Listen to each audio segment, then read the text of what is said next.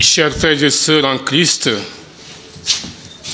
chers diocésains de Ziguinchor, fidèles laïcs d'ici et d'ailleurs, chers frères et sœurs musulmans sympathisants, chers représentants de la presse, et vous tous, hommes et femmes de bonne volonté qui nous suivez. Dans la vie d'une communauté, comme dans la vie d'une société, il y a parfois des moments regrettables. Ces moments sont souvent causés par la nature de notre condition humaine, qui, dans ses limites et ses imperfections, offense Dieu et le prochain par ses actes et ses paroles.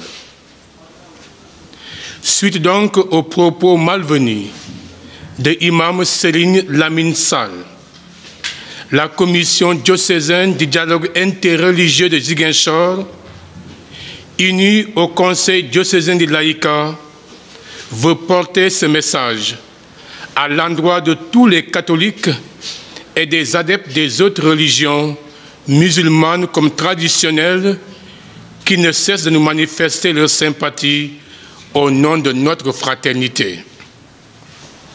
D'abord, pour rappel des faits, lors de l'émission Dîner avec Diamono, sur le plateau de la télévision Walfadjri du jeudi 24 février 2022, l'imam Serigne Lamine Sall a tenu les propos suivants. Quiconque peut entendre chaque dimanche des gens qui disent que Dieu a un fils, ce sont les catholiques. Ce ne sont pas des croyants. Chaque dimanche, ils vivent dans ce Sénégal. La franc-maçonnerie est une religion. Or, il y a deux religions, l'islam et les mécréants. Et il poursuit. Si donc on peut accepter à des mécréants d'appeler à la prière chaque dimanche et en avoir le droit, on peut aussi accepter les francs-maçons car c'est pareil. Fin de citation. Ces propos ont été accueillis par la communauté chrétienne catholique du Sénégal comme étant des propos irrespectueux, injurieux et blasphématoires. Ces propos relèvent du manque de considération et de l'ignorance même de celui qui les a prononcés vis-à-vis de la religion qu'ils cherchent à attaquer. C'est pourquoi il est urgent que tous les Sénégalais prennent conscience qu'aucune religion dans ce pays ne peut se prévaloir du droit de supériorité sur les autres religions. L'Église catholique continue à affirmer, conformément à sa mission d'évangélisation, les fondamentaux de sa foi, parmi lesquels Jésus-Christ, Fils de Dieu, vrai homme et vrai Dieu, né, engendré, non pas créé, de même nature que le Père. Et l'Église continue aussi à affirmer ses convictions sur le mariage, à présenter le mariage comme une œuvre divine, comme étant une alliance entre un homme et une femme, et non une alliance entre deux personnes de même sexe.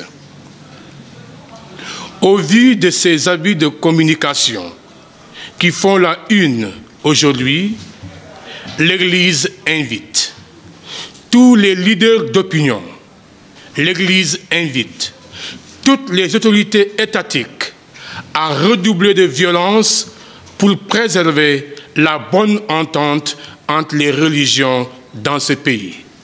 Car la cohésion et la paix sociale chez nous en dépendent en grande partie.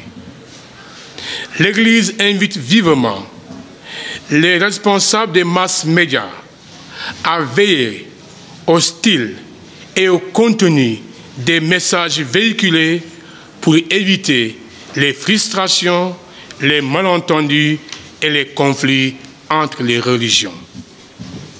L'Église invite vivement les leaders religieux qui ont la parole à veiller sur le langage lorsqu'il s'agit de parler de la religion de l'autre.